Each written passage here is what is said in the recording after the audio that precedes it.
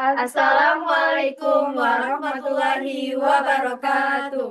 Halo semuanya, kami dari kelompok 3 dari kelas Sistem Informasi Reguler 1C Angkatan 2024 Universitas Sriwijaya. Di sini kami akan menjelaskan apa itu algoritma Flurry guna memenuhi mata kuliah matematika diskrit yang dosen pembimbingnya adalah Ibu Elika Kurniadi, SPD MSc. Sebelum kita masuk ke dalam materinya, kita akan memperkenalkan diri terlebih dahulu. Perkenalkan, nama saya Amalia Sasabila Harahap. Saya Agnes Lorenza. Saya Zaskia Ismalaili. Dan saya Haidun Anissa. Baiklah, kita akan menonton video selanjutnya. Oke. Oke, di layar ini udah terlihat judul kita kali ini adalah algoritma Flurry. Next, kita. Di sini ada nama kami, juga NIM kami. Nah, eh, sebelum kita memasuki contoh apa sih dari algoritma Flurry ini, kita terlebih dahulu harus tahu pengertian dari algoritma Flurry, juga tahapan-tahapan dasar dari algoritma Flurry ini. Jadi, algoritma Flurry ini adalah sebuah algoritma yang digunakan untuk menemukan Euler path atau jalur Euler, atau juga disebut sebagai sirkuit Euler dalam sebuah graf. Jadi, algoritma Flurry ini digunakan apabila kita mempunyai sebuah graf nih, kita mau tahu apakah dia itu Euler path atau tidak. Nah, setelah tadi kita tahu apa pengertian dari algoritma Flurry, kita harus tahu tahapan-tahapan dari algoritma Flurry. Yang pertama, pastikan kalian memiliki sebuah graf yang saling terhubung dan memiliki 0 atau 2 titik ganjil. Jadi, apabila graf kalian ini titiknya lebih dari 3, maka tidak bisa disebut sebagai Euler path. Untuk mengetahui graf kalian ini tuh 0 atau 2 titik ganjil apa tidak, nanti akan dijelaskan di contoh. Nah, setelah kalian udah punya grafnya dan emang sudah saling terhubung dan memiliki 0 atau 2 titik ganjil, kalian bisa putuskan. Yang pertama, jika graf kalian itu ada 0 titik ganjil, maka kalian bisa mulai dari mana aja. Tapi, kalau graf kalian memiliki 2 titik ganjil, maka kalian harus memulai dari salah satu titik ganjil tersebut. Setelah itu, setel current vertex atau titik saat ini ke titik awal. Maksud dari current vertex ini adalah apabila kalian memilih titik pertamanya adalah titik A, maka titik A tersebut disebut sebagai current vertex, dan setel current path atau jalur saat ini ke himpunan kosong. Yang kedua, pilih sembarang sisi yang berhubungan dengan titik saat ini. Tapi perlu diingat, hanya pilih jembatan jika tidak ada alternatif lain. Dan tambahkan sisi ini ke current path. Yang ketiga, setel current vertex ke titik di ujung lain sisi tersebut. Jadi, semisal kalian tadi memulainya dari titik A, kalian bisa pilih dari titik B atau titik C ke tujuan selanjutnya. Yang keempat, hapus sisi tersebut dan kemudian hapus titik-titik yang terisolasi dari graf. Dan yang kelima dan terakhir, ulangi langkah 2 sampai langkah 4 sampai semua sisi dihapus dari graf. Jadi setelah itu kalian bisa mengetahui apakah graf kalian tersebut adalah Euler path atau tidak.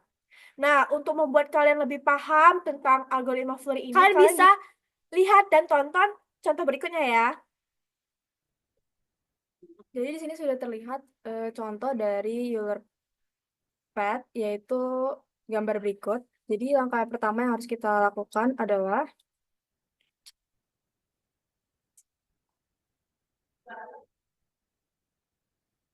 langkah pertama yaitu adalah pastikan graf memiliki 0 atau 2 titik ganjil.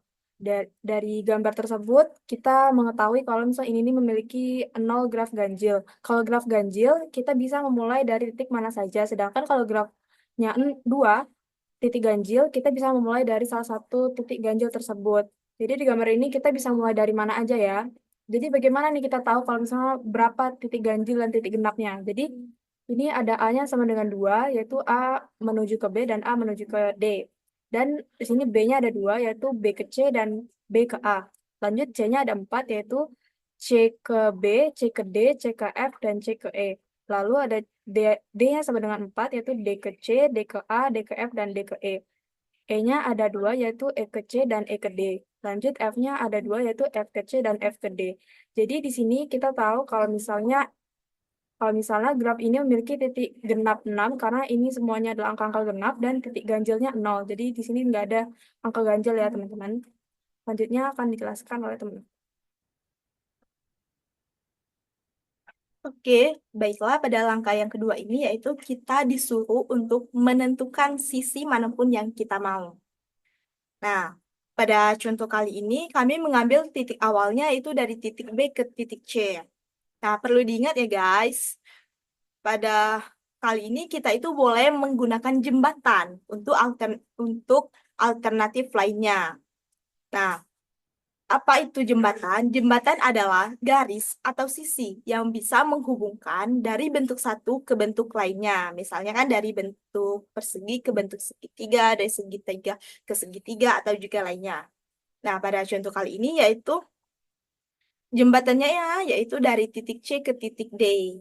Kenapa?